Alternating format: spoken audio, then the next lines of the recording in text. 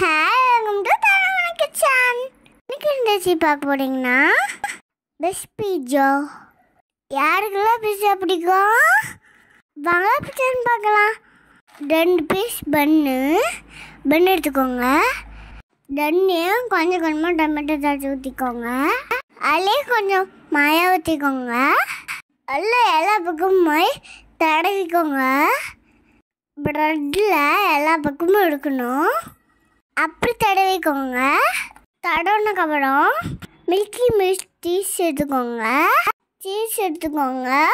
அதை எடுத்து பெட் மேலே வச்சுக்கோங்க. அதுக்கப்புறம் அது மேலே டொமேட்டோ சாஸ் ஊற்றிக்கோங்க. கொஞ்சமாக ஊற்றி எல்லா பக்கம் தடவிடுங்க. வெங்காயம், தக்காளி, கேப்சிகம் எல்லாம் பொடி பொடியாக கட் பண்ணி வச்சுக்கோங்க. பன்னீரும் சீவி வச்சுக்கோங்க. இப்போ நம்ம ஃபஸ்ட்டு ஒன்று ஒன்றா இது மேலே வைக்கலாம். ஆனியன் வைங்க, அது மாதிரி டொமேட்டோ வைங்க, சீவி வச்சு பன்னீர் வைங்க, அதுக்கப்புறம் கேப்சிகம் வைங்க. லைட்டாக மேலே உப்பு தூவிக்கோங்க.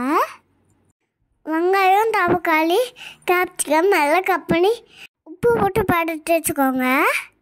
நம்ம அப்படியும் செய்யலாம். நான் தனித்தனியாக செஞ்சுருக்கேன். அப்படியுமே ஒரு லேயர் ஆனியன் வைங்க. ப்ரெட் ஃபுல்லாகிக்கணும்.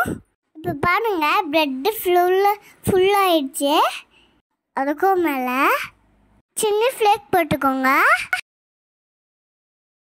ஆட்கர் சீச்சனின்னு போட்டுக்கோங்க. அவ்வளோதான், இதுக்கு போட்டாச்சு. இன்னும் இதுக்கு மேலே சீஸ் வேணும்னா நம்ம போட்டுக்கலாம். நாங்கள் அதுக்கப்புறம் ஒரு நேரம் சீச்சும் போட்டிருக்கோம். தோசைக்கல் அடுப்பில் வச்சு கல் சூடாகணும். லோ ஃப்ளேமில் வச்சுக்கோங்க. போட்டு வச்சு 2 பவுடரும் எடுத்து அதில் போட்டுக்கோங்க. ப்ரெட்டு கழுகாமல் எடுக்கணும். மூடி வைங்க. சீஸ் மெல்ட் ஆகாத மூடி வச்சுருக்கோம். ஒரு 2 மினிட்ஸ் முன்ன வைங்க. அதுக்கப்புறம் எடுத்து ஓப்பன் பண்ணி பார்த்தீங்கன்னா சீஸ் மெல்ட் ஆகிருக்கும். Pizza ready. இதை எடுத்து கடை சாப்பிட்டா சும்மா அப்படிக்கும்.